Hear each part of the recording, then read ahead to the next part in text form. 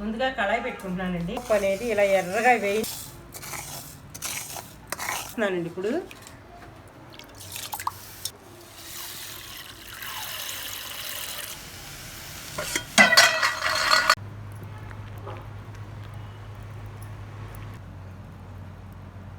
నెయ్యి పోసుకుంటున్నానండి నేను.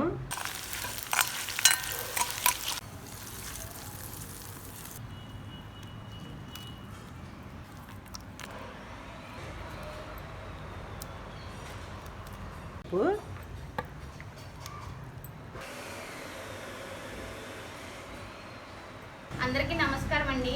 అందరూ ఎలా ఉన్నారు? బాగున్నారా? ఇప్పుడు దేవి నవరాత్రులు కదండి.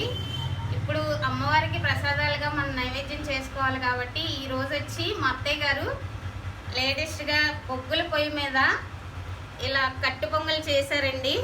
రెండు ఫ్రెండ్స్ చూద్దాం. ఇదిగోండి చూడండి, పాతకాలంలో అలాగా చేశారు ఫ్రెండ్స్, అమ్మవారికి నైవేద్యంగా. ఫ్రెండ్స్, ఈ నవరాత్రిలో మీరైతే ఏమేమి ప్రసాదాలు చేశారో నాకు కామెంట్ సెక్షన్లో పెట్టండి ఫ్రెండ్స్, ఓకేనా? ఈ వీడియో ఎక్కడా స్కిప్ చేయకుండా ఫుల్గా చూడండి ఫ్రెండ్స్. ఈ వీడియో కనుక నచ్చినట్టయితే లైక్ చేయండి, షేర్ చేయండి, సబ్స్క్రైబ్ చేయండి ఫ్రెండ్స్, ఓకేనా? ఇంకెందుకు మరి లేటు, వీడియోలోకి వెళ్ళిపోతాం. మా అత్తయ్య గారు ఎలా తయారు చేశారో మీరు చూద్దురండి. దేవి నవరాత్రుల శుభాకాంక్షలు అండి.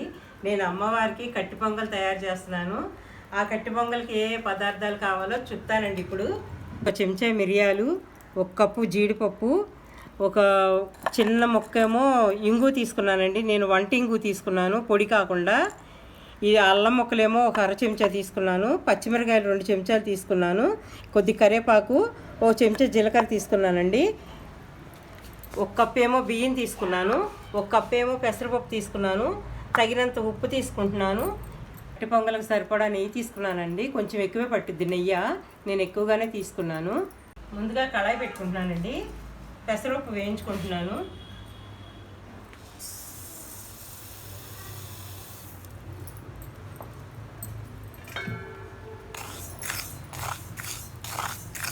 కట్టి పొంగల్ అనేది పాత పద్ధతిలోనే చేసుకుంటున్నానండి. నాకైతే బొగ్గుల పొయ్యి అవైలబుల్గా పెట్టుకున్నాను. కట్టెల పొయ్యి మీద చేసుకుంటే ఇంకా టేస్ట్గా ఉంటుంది. అమ్మవారికి కట్టెల పొయ్యి మీదే చేసుకుంటారండి, అందుకని కట్టి పొంగలే అంటారు. నేను ఇది అవైలబుల్గా ఉంది కాబట్టి నాకు కుదరదు కాబట్టి నేను బొగ్గుల పొయ్యి మీద చేసుకుంటున్నాను. ఇదిగోండి, నేను కొత్తది బొగ్గుల పొయ్యి కొనుక్కున్నానండి, క్యాస్ట్ ఐరన్. ఇది కూడా కొన్నానండి. ఈ 2 రేట్ ఎంత ఉందో నాకు కామెంట్లో చెప్పండి. ఈ 2 రేటు విజయవాడ 1 టౌన్లో కొనుక్కున్నానండి నేను. ఫ్రెండ్స్, మేము చేసే వంటకాల వీడియోలు ఎక్కడెక్కడి నుంచి చూస్తున్నారో నాకు కామెంట్ సెక్షన్లో పెట్టండి ఫ్రెండ్స్.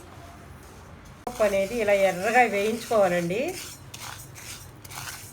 రంగు వచ్చేంత వరకు వేయించుకోవాలి పెసరపప్పు. పెసరపప్పు అయితే ఏగిపోయిందండి, దింపేస్తున్నాను.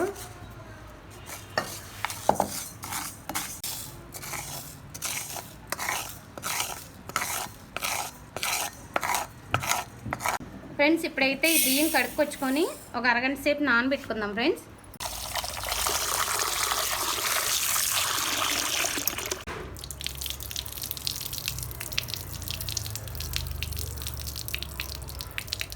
ఇవైతే అరగంట సేపు కడిగి నానబెట్టుకున్నానండి. ఇప్పుడు నేను ఎసరు పెట్టుకుంటున్నాను. ఇదిగోండి, ఈ కప్పుతో 2 కప్పులు తీసుకున్నానండి. ఈ కప్పుతోని 6 కప్పులు నీళ్లు పోసుకోవాలి. కొలత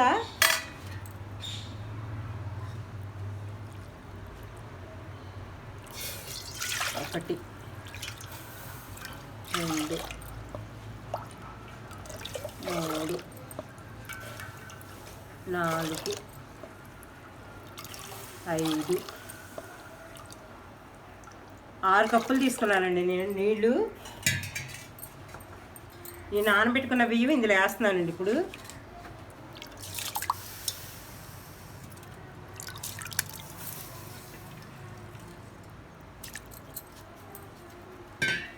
ఈ పెసరపప్పు కూడా వేసేస్తున్నానండి. ఇప్పుడు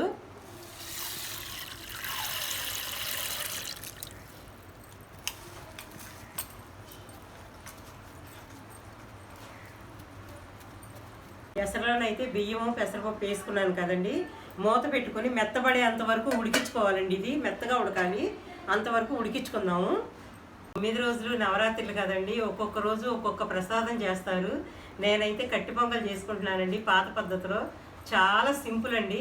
మీరు ఏ రోజు ఏ ప్రసాదం చేస్తారో నాకు కామెంట్ చేయండి. నేనైతే కట్టి పొంగల్ చేసుకుంటున్నాను.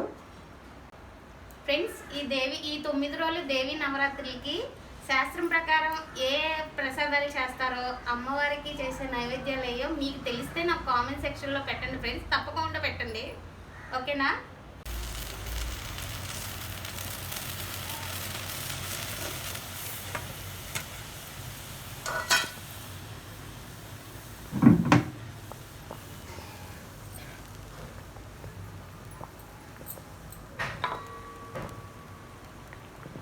పెసరపప్పు ఉడుకు పడుతుందండి. అన్నమో పెసరపప్పు మెత్తగా ఉడకాలి. నేనైతే కట్టి పొంగల్కి సోనా మసూరి తీసుకున్నానండి. రేషన్ బియ్యం అయితే ఇంకా బాగుంటుందండి. కట్టి పొంగల్కి జిగురుదనం వస్తుంది. ప్రసాదంగా కూడా వాడుకోవచ్చు అండి రేషన్ బియ్యం. ఇవి లేని వాళ్ళు అవి కూడా వాడుకొని దేవుడిగా నైవేద్యంగా పెట్టుకోవచ్చు.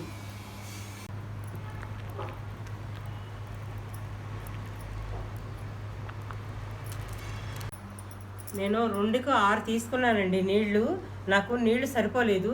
ఇంకొక పావు సేరు పోసుకుంటున్నాను. అంటే 1 కప్పు అనమాట. ఇంకొక కప్పు ఎక్స్ట్రా తీసుకున్నానంటే 7 కప్పులు తీసుకున్నానండి. 2 కప్పులకి లెక్క. అన్నం మెత్తగా ఉడకడానికి ఇదిగోండి ఇలా చిక్కగా ఉడికిపోవాలి.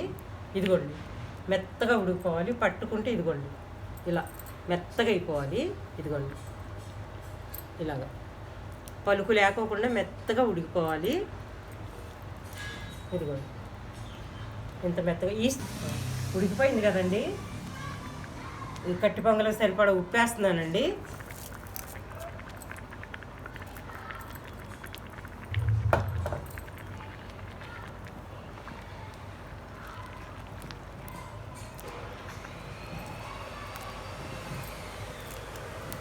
ఇలా చక్కగా మెత్తగా ఉడకాలండి కట్టి పొంగల్ అనేది. ఇది చాలా పాతకాల పద్ధతి అండి. ఇది అదే పద్ధతిలో నేను చేస్తున్నానండి, పాతకాలం పద్ధతిలో. ఇది కూడా చక్కగా ఇలా ఉడికిపోయింది. ఇంక ఉప్పు కరిగేదాకా ఉంచి నేను దింపేసుకుంటానండి. ఇదిగోండి ఈ స్టేజ్లో ఉండాలి. ఇంత పలచగా ఉన్నప్పుడు దింపేసుకోవాలండి. ఎందుకంటే తాలింపు వేసినాక బీసిపోద్ది. నేను ఈ స్టేజ్లో ఉన్నప్పుడే నేను దింపేసుకుంటున్నాను. ఇప్పుడు తాలింపు పెట్టుకుంటానండి నేను.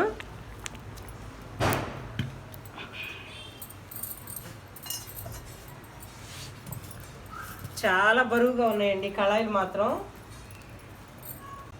ముందుగా నెయ్యి పోసుకుంటున్నానండి నేను. కొంచెం ఎక్కువే పడద్దండి, ఎంత కావాలంటే అంతే వేసుకోవచ్చు. జీడిపప్పు వేయించుకొని నేను పక్కన పెట్టుకుంటాను.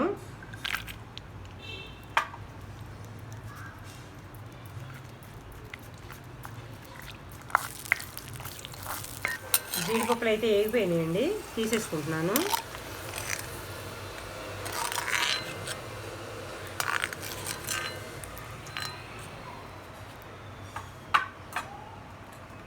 ఇప్పుడు అల్లం వేసుకుంటున్నానండి ముక్కలో.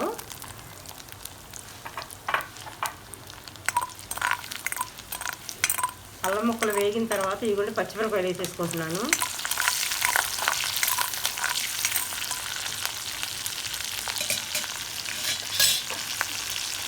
జీలకర్ర కూడా వేసేసుకుంటున్నానండి.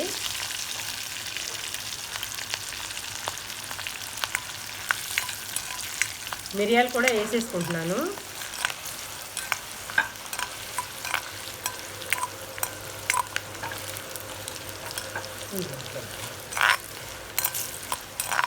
ఇదిగోండి నేను మొద్దింగు తీసుకున్నాను, అది కూడా వేసేసుకుంటున్నాను.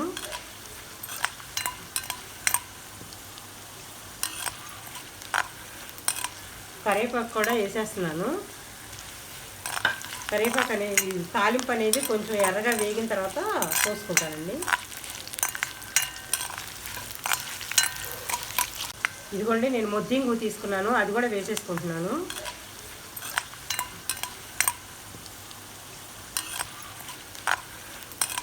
కరివేపాకు కూడా వేసేస్తున్నాను. కరివేపాకు అనేది తాలింపు అనేది కొంచెం ఎర్రగా వేగిన తర్వాత పోసుకుంటానండి. తాలింపు అయితే ఏగిపోయిందండి. కట్టి పొంగల్లో వేసేసుకుంటున్నాను.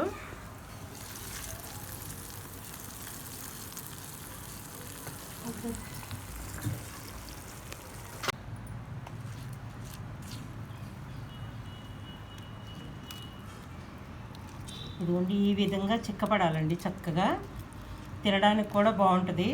ఈ కట్టి పొంగల్లో పొద్దున పూట అయితే టిఫిన్ కింద అయితే చాలా బాగుంటుందండి. కొబ్బరి చట్నీతోని సాంబార్తోని చాలా కమ్మగా ఉంటుంది తింటే.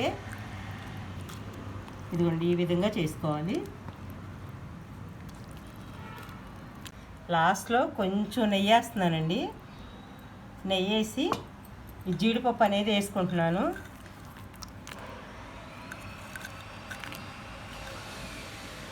నేను అమ్మవారికి ఈ కుండలో పెట్టుకుంటున్నానండి. దీంట్లో తీసుకుంటున్నాను కాస్తంతా. దీంతో పాటు పెట్టుకుంటానండి నేను.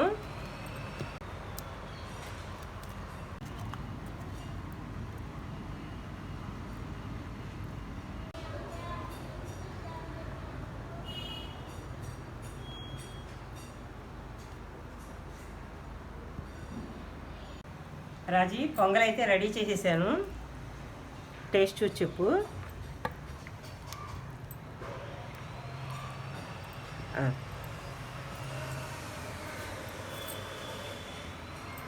ఫ్రెండ్స్, మా అత్తయ్య గారు చూడండి వేడిగా కట్టి పొంగలు పెట్టారు. టేస్ట్ చూసేద్దాం రండి.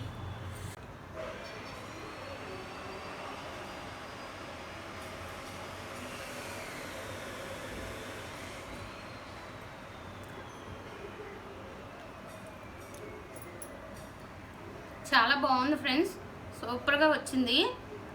మా అత్తయ్య గారు చేసిన ఇందులో ఉన్న ఇంగ్రీడియంట్స్ ముత్తింగి వేశారు కదా, అది చాలా బాగుంది ఫ్రెండ్స్. టేస్ట్ వచ్చింది దానివల్ల. ఆ నెయ్యి ఫ్లేవర్ కూడా చాలా బాగుంది ఫ్రెండ్స్. మిరియాలు కూడా అన్నీ హెల్దీ అండి. ఈ ముత్తింగం అనేది వాతవ నొప్పులకి చాలా బాగా పనిచేస్తుందండి. ఆ ఇంగువ మట్టికి మీరు యూజ్ చేసుకోండి వంటకాల్లో, చాలా మంచిదండి. ఓకేనా ఫ్రెండ్స్?